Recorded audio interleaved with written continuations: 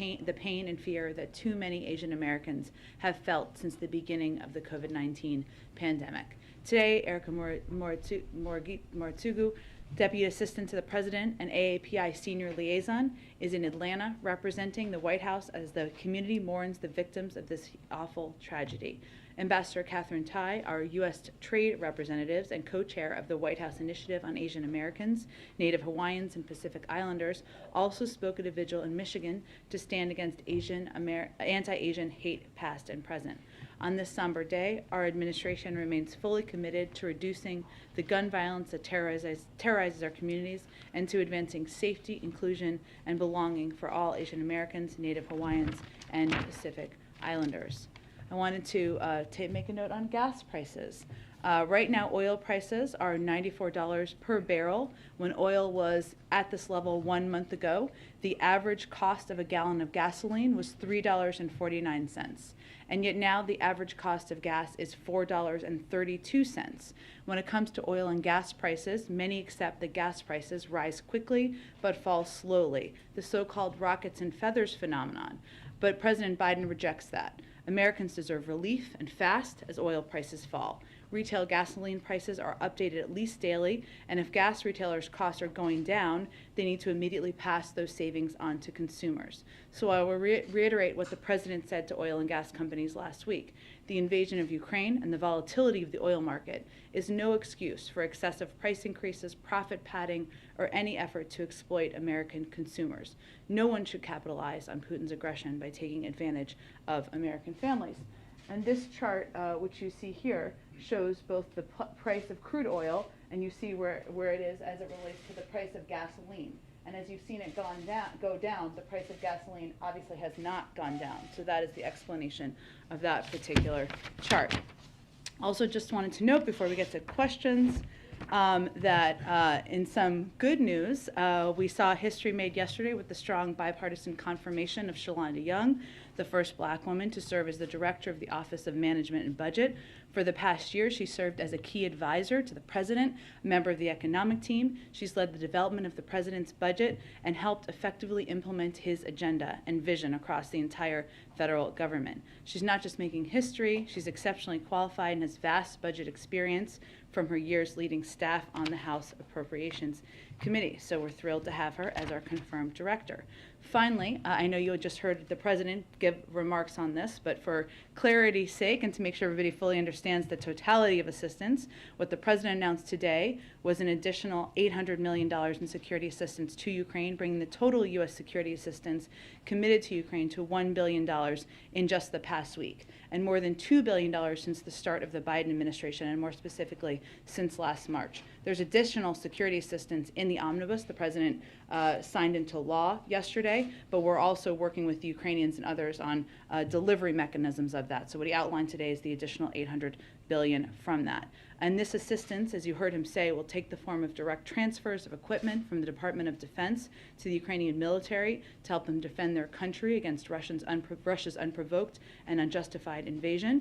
It also includes U.S.-produced short-range air defense systems the Ukrainians have been using to great effect, systems they are trained on. We've also identified and are helping the Ukrainians acquire additional longer-range systems on which their forces, again, are already trained, as well as additional munitions for these systems. And we will continue to work with allies and partners to transfer equipment to Ukraine. At least 30 countries to date have provided security assistance to Ukraine since the invasion began.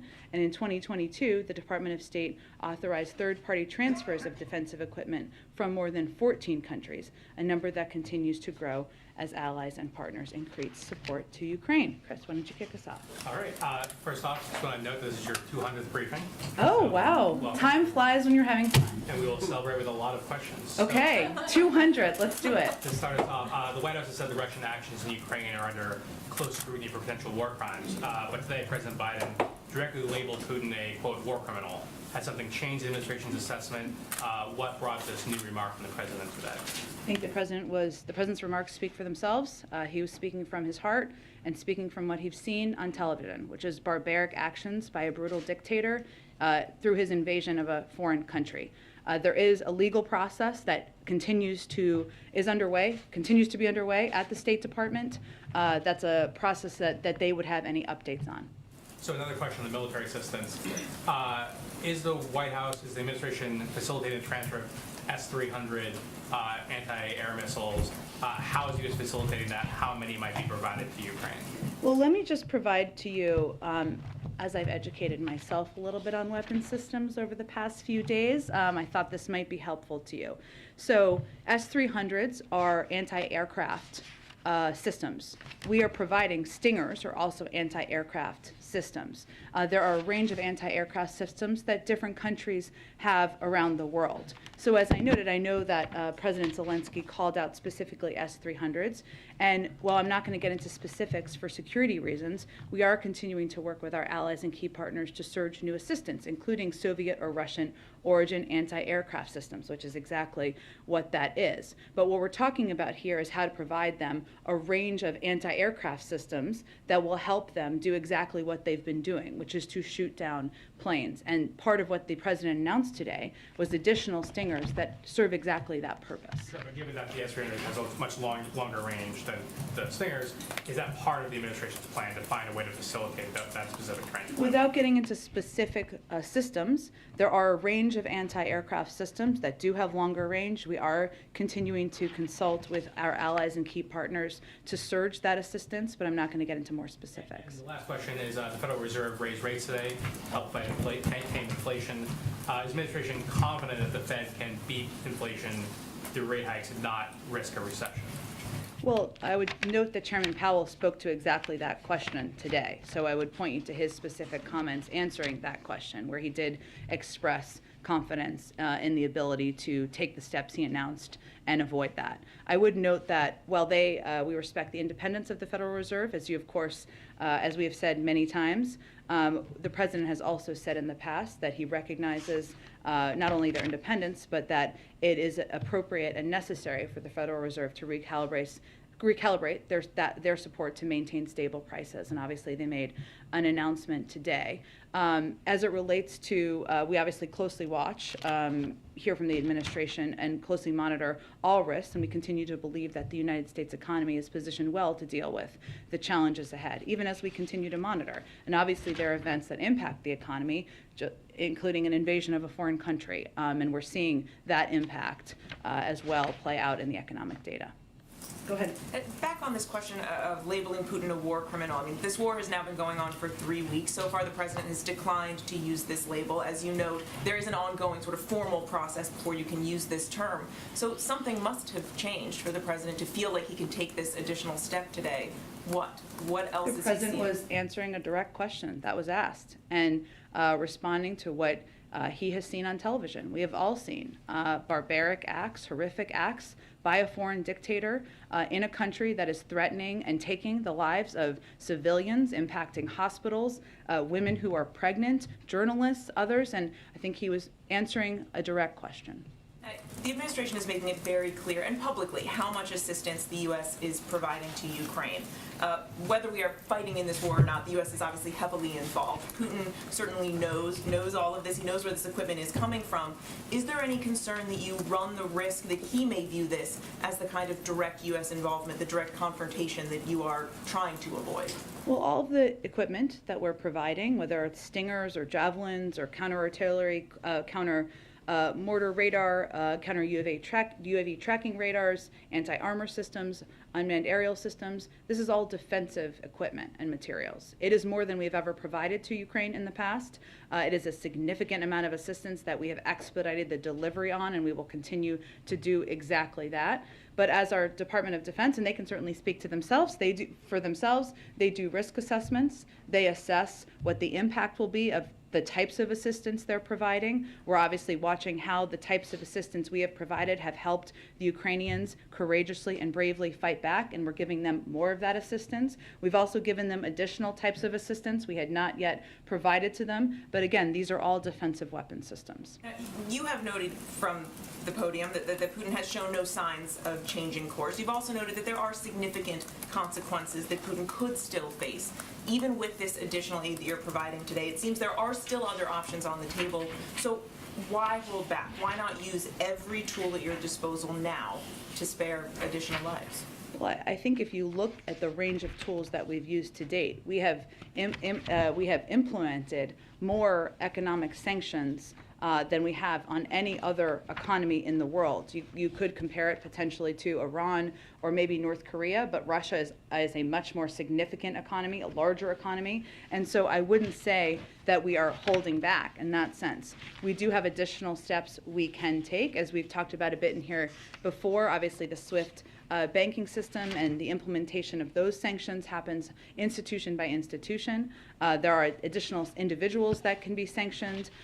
We can have new targets. We can deepen the severity of sanctions on existing targets. We can further eject Russia from the international economic order. We can further deny Russia the capacity to modernize and diversify its economy, like we have with the export controls and the cutting off of access to a lot of technology. And we can further expose and hold to account the kleptocracy. These are additional actions we have, additional options we have, and we can take them, and that is a decision that we would make through a discussion internally. But what are you waiting for?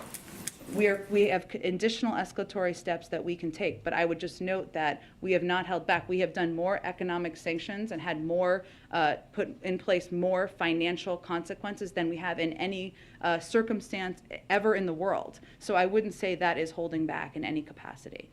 Go ahead. Jen, does the White House have any insight or assessment of the negotiations between Ukraine and Russia? President Zelensky seemed to indicate there had been some progress, but President Putin's remarks later did not make the same impression. We obviously stay in very close touch with the Ukrainians, but what I would note is we haven't seen any effort to de-escalate from President Putin and from the Russian military. So while we will continue to be very supportive in a range of ways of diplomatic efforts, whether that is engaging directly with the Ukrainians, with the Europeans, you saw obviously Jake Sullivan had a call with his counterpart this morning as well, but we also are providing a range of security assistance and economic assistance to make sure we're strengthening Ukraine as they go into these discussions. But it's hard to have negotiations that are going to be effective if one party is continuing to escalate. President Zelensky, in his remarks to Congress today, again made his request for a no-fly zone. He no doubt is aware of President Biden's position on that. Is there any scenario in which President Biden would change his mind? Well, first let me say that the president watched the speech. I know some of you asked this, so let me just do this now. He watched the speech from his residence in his private library.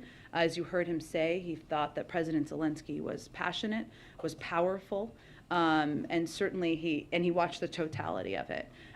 We are in very close touch with the Ukrainians. Nothing that he asked for or said today was a surprise in that sense.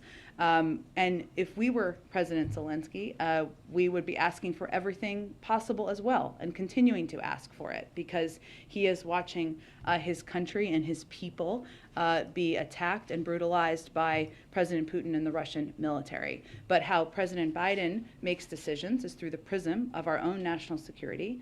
And as we've said before, a no-fly zone would require implementation. It would require us potentially shooting down Russian planes, NATO shooting down Russian planes, and we are not interested in getting into World War III. Just lastly, does the White House view Russia being ready to go back and allow the Iran nuclear deal to move forward?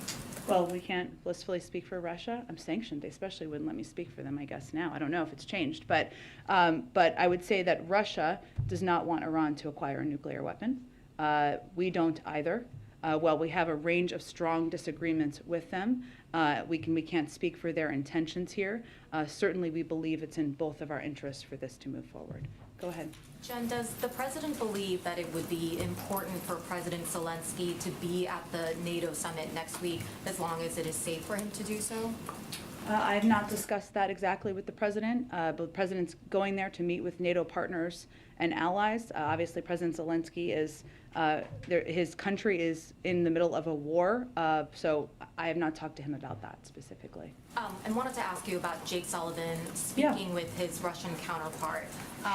The Russian readout said that this happened at the U.S.'s initiative, and the NSC's readout said that if Russia is serious about diplomacy, then Moscow should stop attacking Ukraine. You've obviously consistently said from the podium that the door to diplomacy is never closed. Are we seeing, though, a ramp up in diplomatic efforts with Russia right now?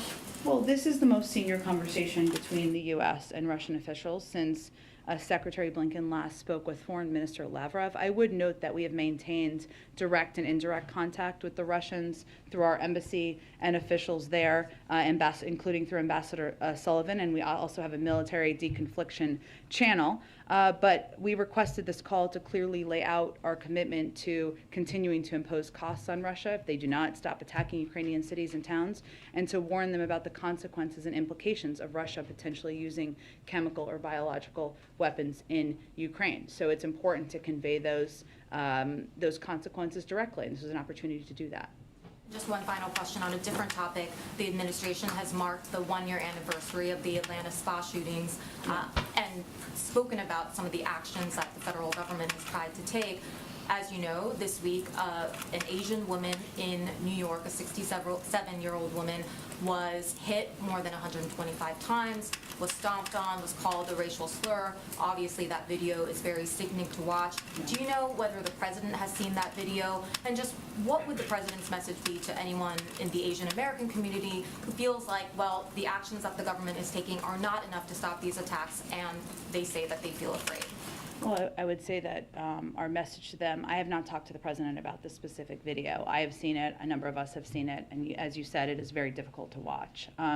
I would say that his message to them would be our work is not done, that we want to stand by your side and continue to stand up for you, to protect you, to call out this type of discrimination and horrific actions, including in the example you gave, and that what he has done is try to elevate this type of anti-Asian hate in this country so that people are aware of it, so that communities across the country can continue in that fight as well. But the work clearly is not done, and we need to be steadfast in it.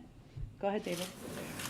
Jen, a couple of questions on today's event. So first, in the conversation that Jake Sullivan had with his Russian counterpart, he issued a very specific warning about chemical and bio. There was no mention in the readout of nuclear, which is obviously a concern for battlefield weapons. Was that a deliberate omission? Has that conversation taken place in a different channel? I'm happy to go back to them and see if there's more we want to read out from the conversation. I think what the most important component here to take away, I hope, is that we wanted to have a direct conversation about what the consequences would be of further escalatory action. But I don't have more to read out at this point in time. And then on your answer just before about your concern about the MiG planes, we went through a little bit of this yesterday. I think you just said that you didn't want to have NATO pilots bringing down Russian planes.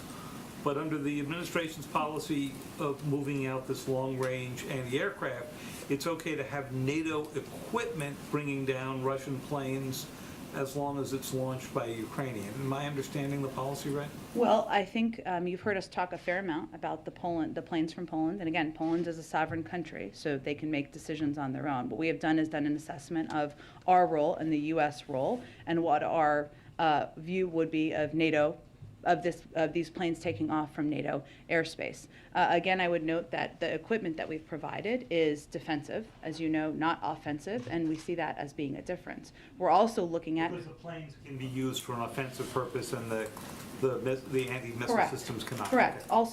Also, I would note that what our Department of Defense officials also assessed is what's most effective.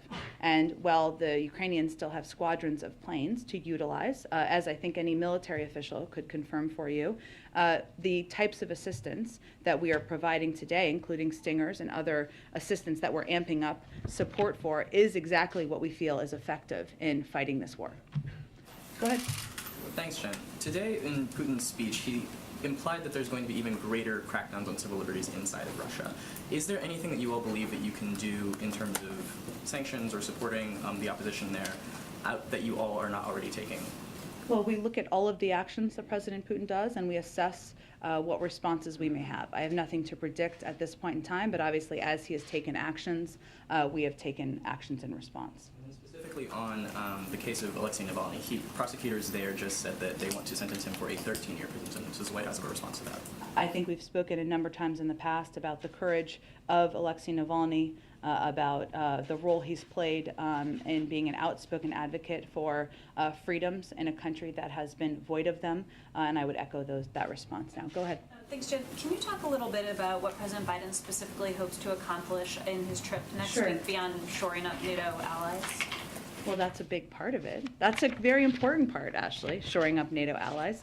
Look, I think from the beginning, and even before this conflict began, we have viewed rebuilding alliances in the world as a key component of what the Biden administration and President Biden could specifically do on the global stage following his predecessor's actions. So what he'll be doing, while he's there, he's meeting with our NATO allies to coordinate our deterrence and defense. So they will obviously talk about where things are on the ground, coordinated responses, assistance we're providing.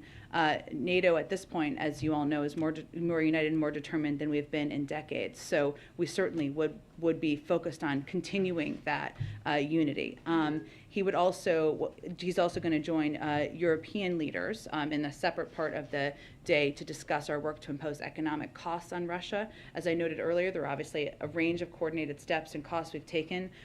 There's more that we could do. We have the capacity, the ability to do, and we want to continue to do as much of that in a coordinated fashion. We're also looking to continue to provide a range of humanitarian support, especially as we're seeing a surge of refugees continue to grow across the border, and discuss a range of ways we can address the challenges stemmed from Putin's war in a coordinated fashion. And on a slightly lighter note, does the administration have a position on the effort in Congress to make daylight savings time permanent?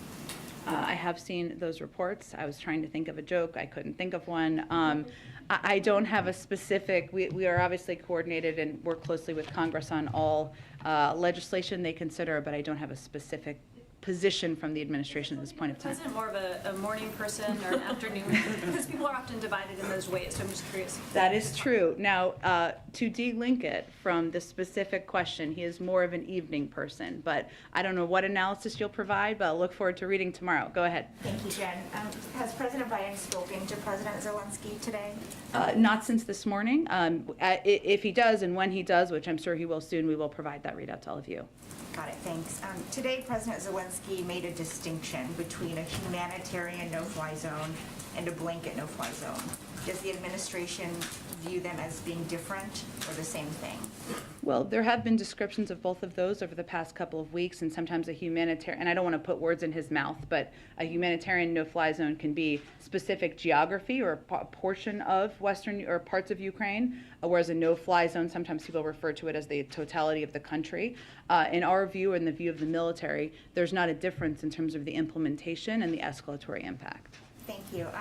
And then today, the Vice President spoke with the President of Slovakia, which is one of 3 countries that can actually provide those S-300s. But the readout does not mention the missile system. So can you tell us whether the Vice President directly asked Slovakia to provide them to Ukraine?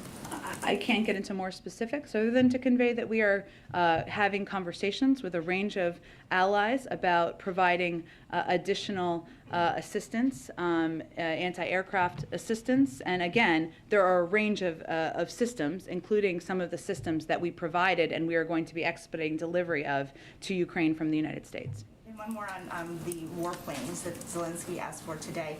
I mean, you've made very clear that the U.S. Is opposed to doing that right now.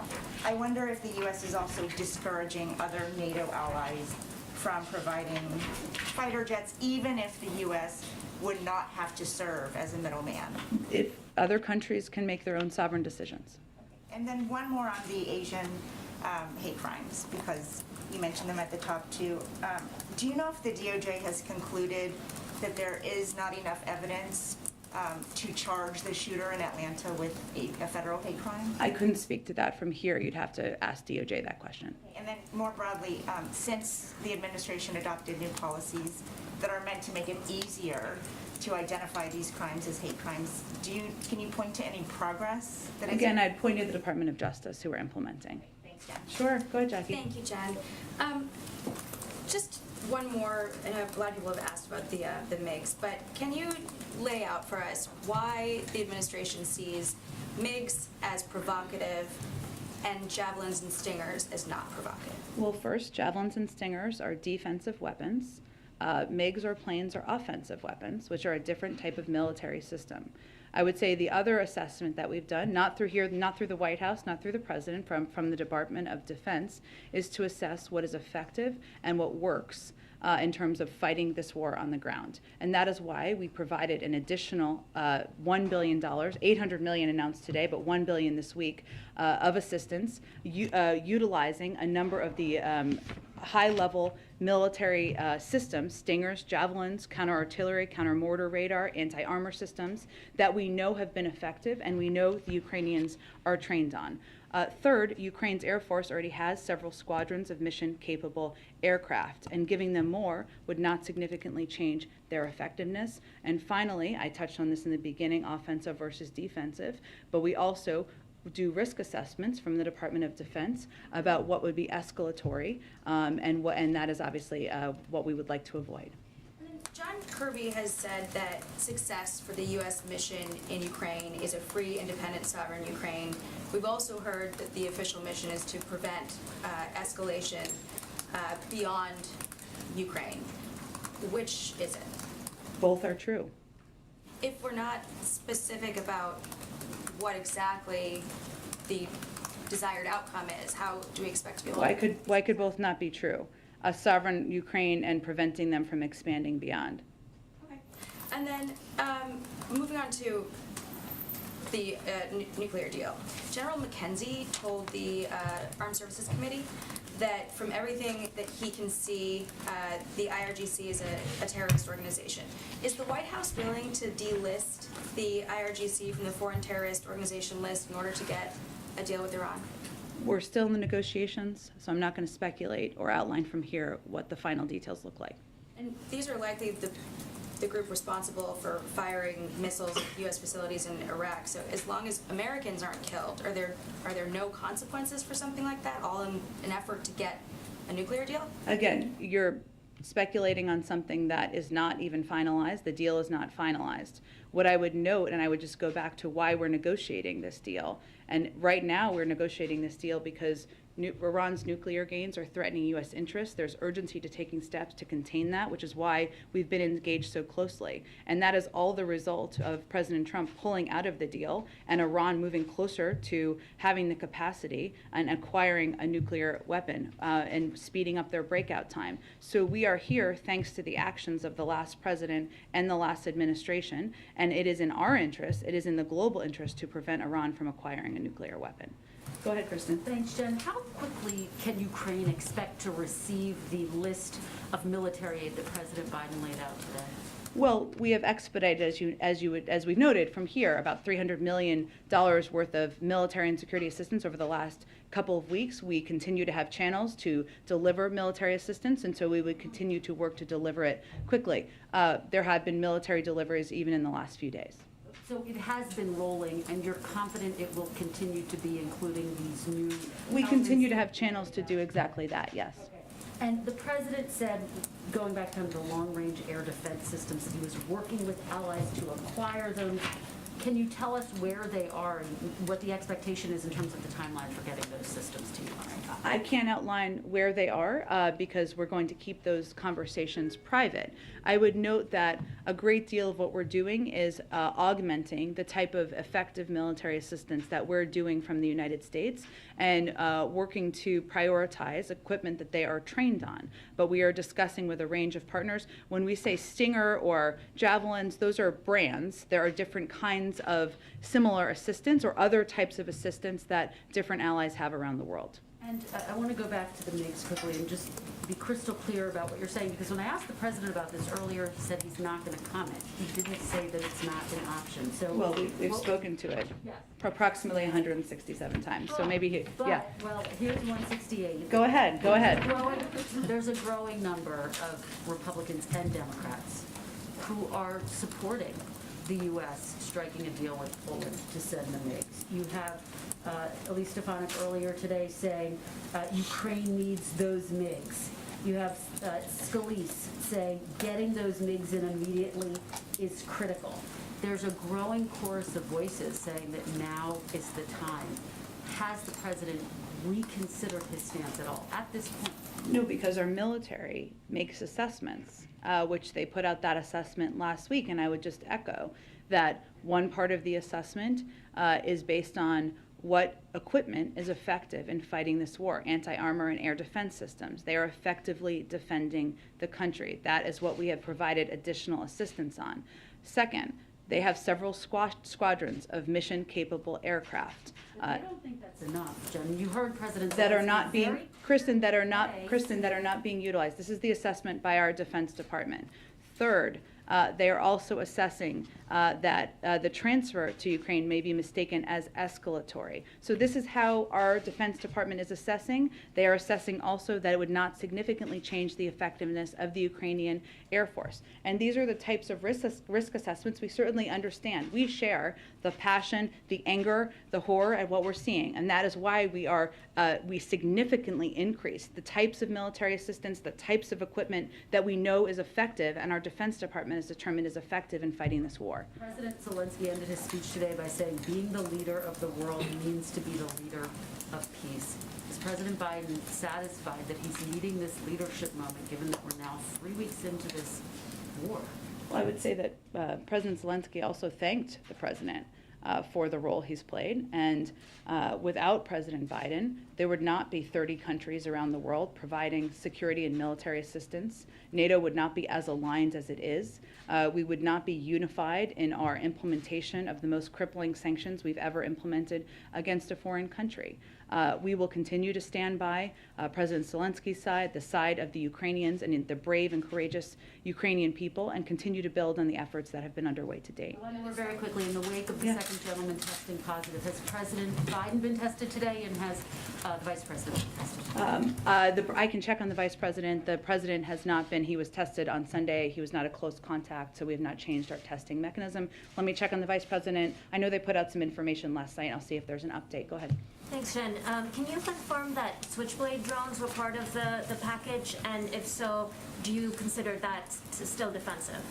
I don't have more details beyond what was in our fact sheet to confirm from here.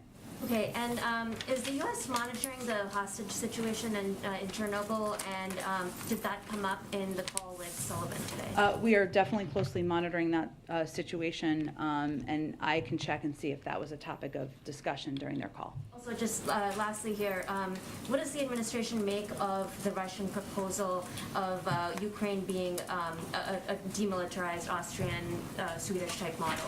As a part of their 15-point discussion, look, our focus is on supporting the Ukrainians in their efforts. Obviously, pursuing diplomacy is something we will always support, but as President Putin and the Russian military continues to take escalatory steps on the ground and take military action against civilians and innocent people, we think that is the biggest place where we need to say change. Go ahead. I wanted to ask if you're in a position today to say anything more about the contours of the president's travel next week. What's after Brussels, if anything? I don't have anything more for you at this point in time. We're still finalizing any additional details. The fact that the second gentleman did test positive, does that raise concerns here about the state of the situation in the country with BA2 or any other variant that might be around? It does not from our health officials. Jen, Go back ahead. in the room. Can I ask I'll go to the back in a briefly, second. Go ahead. Sarah Bloom Raskin withdrew Yeah. her nomination yesterday. I'm Yeah. wondering if you can speak to that, and in particular, will the president name a new nominee soon for that post? He certainly will nominate a new person to serve, to nominate to that post. It's been less than a day, so it may be a little bit more time. We are certainly disappointed. Sarah Bloom Raskin remains one of the most highly qualified people to ever be nominated to this position, but it's an important role, and he will nominate someone to fill the position. How those final sort of days played out on that? Was there an attempt to get bipartisan support, or was Senator Manchin's statement sort of seen as the decisive one when No, that I would say, as I said from this podium, there was continued efforts to seek bipartisan support and continue to support her candidacy. And sorry, going back to the drones, is your position that the drones were assessed by the Defense Department to not be perceived as escalatory and to not be perceived as offensive weapons? Again, I don't have anything more to confirm beyond what was in the fact sheet and the specifics in there, but defensive weapons is what we have provided. Go ahead. Yeah, I'll go to the back in a second. The administration, including you yesterday, have raised very dire warnings about what will happen if this COVID money doesn't come through. President Biden held a bill signing yesterday, a very celebratory bill signing for a piece of legislation that was stripped out of, that funding was stripped out of. Why didn't the president mention it? And is he willing to expend political capital on this?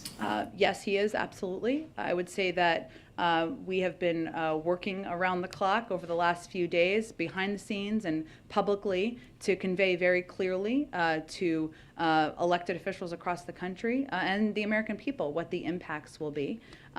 So I would expect you'll hear from him more soon about it.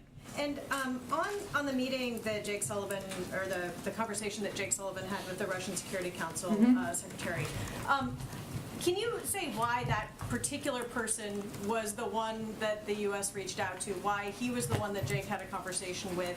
Is there anything about his proximity to Putin or anything else that we should know? I don't think there's more to detail from here. Please. Go ahead, Michael. A couple questions on Russia. Obviously, the president calling Vladimir Putin personally a war criminal today.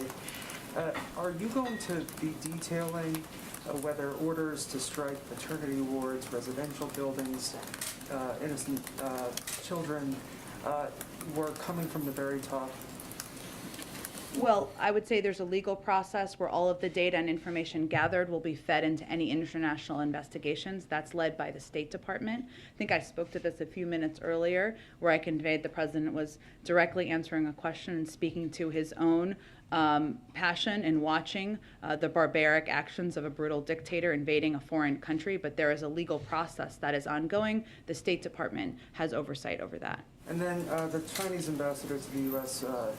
Published an op-ed in the Washington Post. He said that threats against Chinese entities and businesses are unacceptable and, quote, wielding the baton of sanctions at Chinese companies while seeking China's support and cooperation simply won't work. I'm wondering if you have a response to that. Well, I would say that I don't believe that's an accurate depiction of what we've been doing. What we've been conveying is that rhetorical support or the clear rhetorical lack of denunciation of what Russia is doing flies in the face of what China stands for, including basic principles of the UN Charter, including the basic principle of respect for sovereignty of nations. And that's just a statement of fact. Obviously, our objective and what we'll watch closely is, and I don't have an update on it from here, is any decision to provide additional support to Russia while they're invading a foreign country. Go ahead. Thank you. Senator Chuck Grassley has put a hold on nomination of LMA Erika City for U.S. ambassadorship to India. Has the President spoken to his friend Senator, or the White House has reached out to him to lift the hold? Or is the White House considering a new name for India? Is the absence of a U.S. ambassador to India having an impact on your bilateral relationship? Well, he can't actually prevent a vote from moving forward on the floor. I mean, he can convey his opposition, as is the right of any senator, but Mayor Garcetti is out of committee, and we're hoping to see a vote on the Senate floor soon. And the president has confidence in Mayor Garcetti and believes he'll be an excellent representative in India. It is critical, of course, that we have confirmed leadership at all of our embassies, including India, and we urge the Senate to confirm him as quickly as possible. In the middle of this war with Ukraine, how are the world's largest and oldest democracies working together to bring peace in the region? Well, I would say, as you know, we remain in touch through a range of channels from our national security team with leaders in India and continue to encourage leaders to work closely with us to stand up against President Putin's invasion of Ukraine. Go ahead. Thank you. The wheat supplies from both Russia and Ukraine have been disrupted and are forecast to be disrupted quite a bit going forward. Does the US see the danger, as some have been talking about a breakdown actually of food supplies to large parts of the world, maybe starting with Africa? Thank you. This is something we're watching very closely. I have a little bit of information on this, so let me see if I can find it. Let's see. And we are concerned about how the wheat supply could impact different parts of the world, less the United States and more other parts of the world. There are also impacts we could see in the United States, including fertilizer and the production of fertilizer. Ukraine is a large producer of fertilizer, so there are steps the Department of Agriculture has announced, and we are taking steps to work to address. But this is something, to go back to your original question, we are monitoring closely, and we are, of course, continuing to evaluate what types of humanitarian assistance we can provide to address. Just a quick one on another part of the world. Taiwan's foreign minister said just this week, might have been yesterday, that the US is about to announce more arms sales to Taiwan. Do you have anything on that? I don't have anything to predict, confirm, or read out on that. I'm happy to check with our Defense Department. Go ahead. Thanks, Jen. So the president's obviously sanctioned a lot of Russian oligarchs. I wonder about some of the laws, our laws, that enable this sort of international kleptocracy. Obviously, the president's been outspoken about his belief that America's tax code should be more fair, that should be enforced better. And I wonder if the president has thought about or has had conversations with people on the Hill about possible legislation that would change some of these laws, make real estate transactions more transparent, require companies and trusts to be registered to people by their actual name, prevent Americans from using offshore banks as tax havens. Any of that under consideration? A number of those he's expressed support for in the past. I'm happy to check with our economic team and see if any of those are under discussion. But no sense that those talks have picked up? I just don't have an update on it. Go ahead, Karen. Just to go back to Jake Sullivan's call, you noted when you were first talking about it that this was the most senior conversation between the U.S. and Russia since Secretary Blinken's last conversation with Lavrov. So why now? Why today? Has something changed that's given the administration any reason to think this could produce some progress, a call like this? I wouldn't put that much optimism in it. I would say that there have been ongoing direct and indirect conversations with the Russians. It's not that it stopped at any point. Those have happened through our ambassador, and it just felt like the appropriate time for our National Security Advisor to have a discussion and directly convey that there will be additional consequences should things proceed, including if there is a use of chemical weapons. I guess to ask you the inverse then, would there be any increasing concerns that prompted that call today? I would say that, diplomatic conversations and talks, there isn't always a magic reason why they happen in a particular moment, and this was just felt like the appropriate time for us to engage at that level. Go ahead. I have to wrap up in a second here, but go ahead. Thank you, Jen. You put out a list of all of the military equipment included in that $800 million that's being provided to Ukraine. Among those items, let me read them to you: 100 grenade launchers, 5,000 rifles, 1,000 pistols, 400 machine guns, and 400 shotguns. Are you saying those items are not offensive weapons? They're weapons that help the Ukrainian people fight against an invasion by a foreign country. They can be used offensively, can they not? Again, they're weapons. What I'm talking about is weapons that can be used to fight. The answer is yes. I mean, although you don't want to say it, that answer to that question is yes.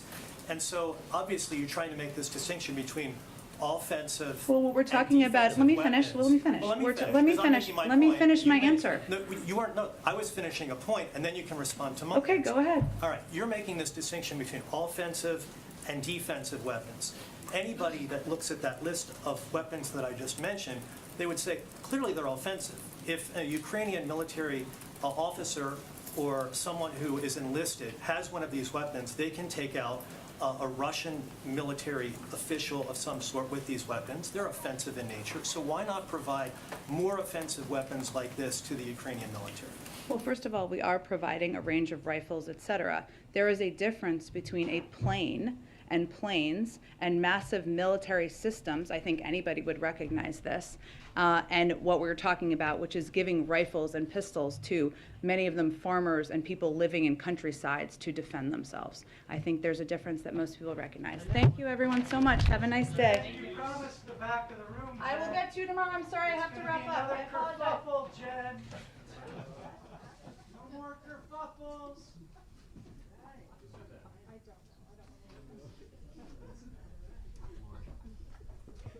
I'm getting a little